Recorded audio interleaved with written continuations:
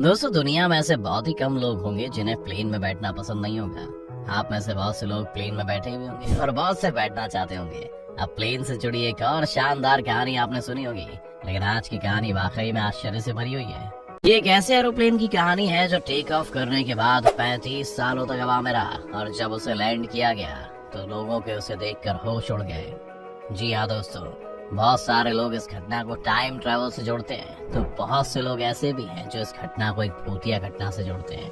घटना कुछ भी हो, लेकिन इस प्लेन की कहानी चौंकाने वाली जरूर है। आप खुद इस कहानी को पहले सुनिए और फिर आप खुद तय करके कमेंट में बताइए। चलिए शुरू करते हैं। दोस्तों, प्लेन का सफर जितना मजेदार होता है उतना ही रिस्की, क्योंकि 35,000 फुट ऊपर हवा में अगर छोटी सी भी चूक हो जाती है तो आपका बचना लगभग नामुमकिन ही हो जाता है। लेकिन आज की इस कहानी की बात ही कुछ और है। हम बात कर रहे हैं ब्राजील की फ्लाइट नंबर 513 की। तारीख थी 4 सितंबर 1954। सैंटियागो फ्लाइट 513 वेस्ट जर्मनी के आचेन इंटरनेशनल एयरपोर्ट से उड़ान भरती है। इस प्लेन को ब्राजील के पोर्टो एलेग्रे इंटरनेशनल एयरपोर्ट पर पहुंचना है, जिसकी दूरी करीब 18 घंटे की है। ये फ्लाइट 88 यात्री और 4 क्रू मेंबर को लेकर जर्मनी से अपने देश ब्राजील आ रही थी।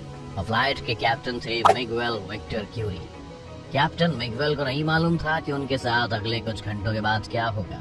अब होता कुछ यूं है कि उड़ने के कुछ ही घंटों बाद जब Santiago flight number 513 Atlantic ocean के ऊपर पहुंचती है तो वो एटीसी के रडार से अचानक गायब हो जाती है। और ये देखकर एटीसी में काम कर रहे अधिकारी और कर्मचारी पहले तो हैरान हो गए और वो प्लेन से कांटेक्ट करने की कोशिश करने लगे। जब कुछ मिनटों बाद भी फ्लाइट रडार पर नजर नहीं आई तो उनके होश उड़ गए और उन्हें कुछ भी समझ में नहीं आ रहा था कि ये फ्लाइट अचानक से कहां चली गई है, और वो एरोप्लेन से लगातार संपर्क साधने की कोशिश करने लगे। मगर सैंटियागो फ्लाइट नंबर 513 की ओर से कोई जवाब नहीं मिल रहा था। ये देख तत्कालीन एटीसी की सभा बुलाई गई, जिसमें ब्राजील और जर्मनी के कुछ उच्च अधिकारी शामिल थे।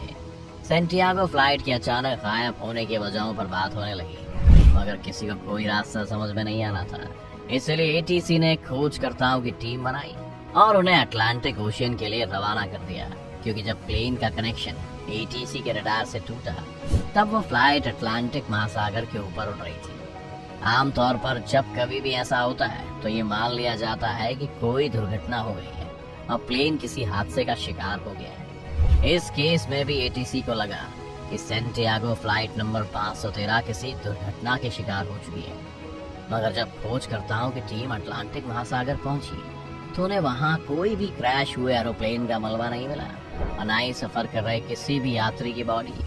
फिर एटीसी की ओर से ये अनुमान लगाया गया कि हो सकता है कि प्लेन अटलांटिक महासागर की गहराइयों में चला गया हो, और इसके लिए भी एक टीम बनाई गई। खोजकर्ताओं की टीम ने करीब हर वो जगह छानबीन कर ली जहां प्लेन के होने की उम्मीद थी, मगर प्लेन का कोई सुराग नहीं मिला।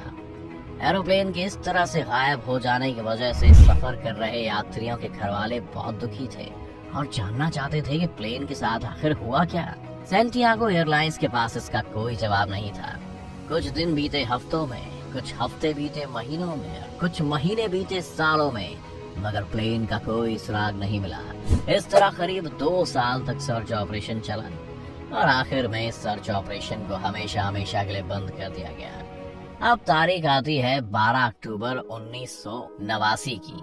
एक अज्ञात एरोप्लेन ब्राजील के पोर्टो एलेग्रे इंटरनेशनल एयरपोर्ट की ओर तेज गति से बढ़ता हुआ आ रहा था। एटीसी में काम कर रहे कर्मचारियों को रडार पर जैसी इस प्लेन की सूचना मिलती है और वो अज्ञात प्लेन से संपर्क साधने की कोशिश करते हैं, मगर प्लेन की ओर से कोई जवाब नहीं आता और वो तेज गति से लगातार एयरपोर्ट के रनवे की ओर बढ़ रहा था।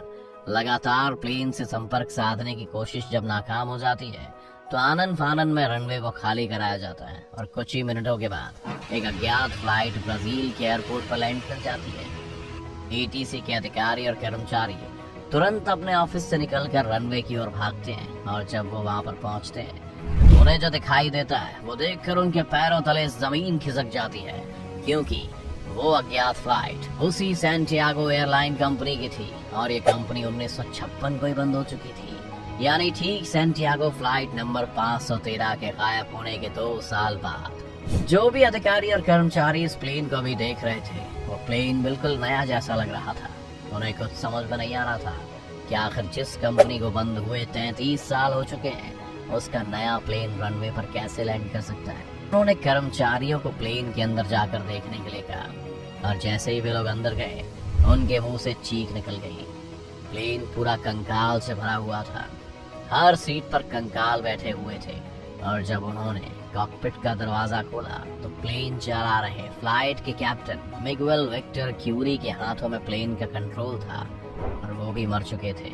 उनका शरीर भी कंकाल बन चुका था और ये फ्लाइट थी सैंटियागो फ्लाइट नंबर 513। अब हैरानी की बात ये है कि प्लेन आखिर था कहाँ। जब इस प्लेन में एक भी इंसान जिंदा नहीं है तो फिर प्लेन बिल्कुल सही लैंड कैसे हुआ? प्लेन का इंजन चालू कैसे है? प्लेन बिल्कुल ब्रांड न्यू कैसे है?